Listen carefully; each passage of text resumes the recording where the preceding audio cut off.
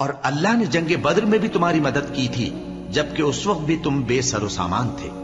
بس اللہ کی نافرمانی سے بچو تاکہ شکر گزار بن جاؤ. جب تم مومنوں سے یہ کہہ کر ان کے دل بڑھا رہے تھے کہ کیا تم کو یہ کافی نہیں کہ تمہارا پروردگار 3000 فرشتے نازل کر کے تمہیں مدد دے؟ ہاں کیوں نہیں، اگر تم دل کو مضبوط رکھو اور نافرمانی سے بچتے رہو اور کافر تم پر جوش کے ساتھ دفتن حملہ کر دیں تو تمہارا پروردگار 5000 فرشتے جن پر نشان ہوں گے تمہاری مدد کو بھیجے گا.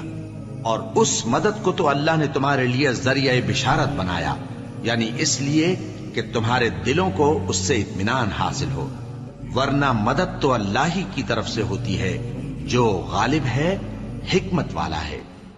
یہ اللہ نے اس لیے کیا کہ کافروں کی ایک جماعت کو ہلاک کر دے یا انہیں ذلیل و مغلوب کر دے کہ ناکام واپس جائیں.